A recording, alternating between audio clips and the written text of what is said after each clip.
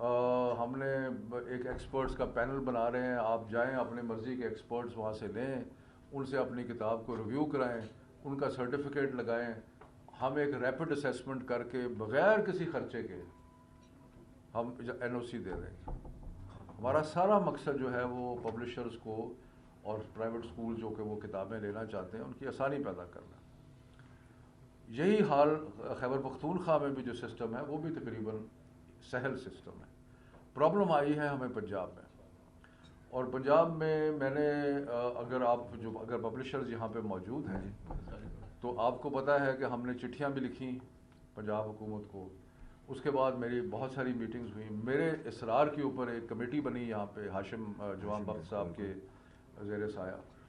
اس نے تقریباً سارے معاملات طے کر دیے. صرف ایک چیز پہ اس وقت سوئی اٹکی ہوئی ہے, وہ جو پہلے تھا کہ جی 7.5% رائلٹی دیں گے, یہ کریں گے, وہ کور ہماری طرح کا ہوگا, کتاب ہمارے سے قیمت ہمارے سے پوچھ کے رکھیں گے. وہ ساری چیزیں ہم نے ختم کر دی. لیکن اب مجھے پتہ لگا ہے کہ ایک چیز رہ گئی ہے, وہ 1.5 لاکھ کے قریب مانگتے ہیں کہ جی. میں اس پہ بھی, میری اگلے دن بھی چیف منسٹر سے میٹنگ ہوئی ہے, میں نے ان کو کہا ہے, اور انشاءاللہ تعالی اس پہ پیش رفت ہوگی. کیونکہ یہ نہیں ہونا چاہیے کہ تعلیمی میدان میں جو پبلشرز کی انڈسٹری کو ہم ختم نہیں کرنا چاہتے, ہم تو ان کو سپورٹ کرنا چاہتے ہیں. ہم اس چیز پہ بھی غور کر رہے ہیں, اور اس کے لیے میرا ایڈیشنل سیکرٹری ایجوکیشن موجود ہے یہاں پہ, کہ ہم اگر این او سی فیڈرل گورنمنٹ دیتی ہے تو پھر کیا ضرورت ہے کہ جا کے سب سے این او سی لے لیں گے. تو پرابلم اس کے بیچ میں کیا ہے؟ پرابلم اس میں یہ ہے کہ 18ویں ترمیم کے بعد جو وہ ہے اپنا اختیارات, وہ اس چیز کے بارے میں صوبائی تو, لیکن ہم کوشش کر رہے ہیں تاکہ سب کے ساتھ ایک کنسنسس کریٹ کیا جائے کہ اگر ایک صوبہ جو ہے وہ اجازت دے دیتا ہے یا ایک فیڈرل گورنمنٹ اجازت دے دیتی ہے تو پھر اس کا پرابلم نہیں ہونا چاہیے. تو اس کی طرف بھی بڑھ رہے ہیں. تو اگر اس کے بعد جو سوال ہوں گے میں اس کا جواب دے دوں گا, لیکن میں جلدی سے 1-2 باتیں اور کر لوں.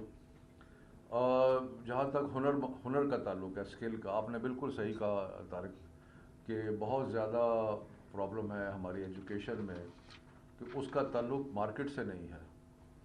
ایجوکیشن تو ہو جاتی ہے لیکن وہ اسکلز, وہ ہنر جو کہ ان کو لوگوں کو آنے چاہیے تاکہ وہ فوری طور پہ انڈسٹری میں جا سکیں یا کہیں, وہ نہیں ہیں.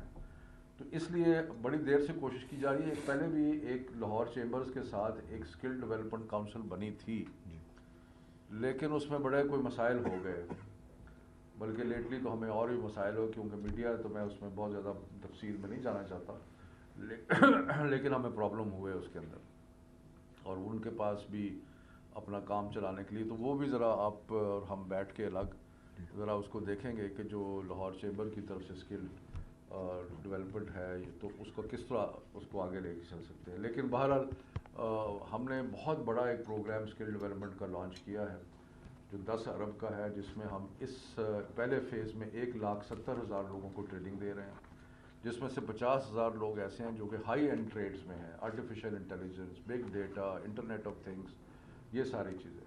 So our entire effort is to make sure that we have the necessary skills which are required in the 21st century, or the kind of skills that your new machines and your new technologies demand. So we are going to be working on that. I hope that through this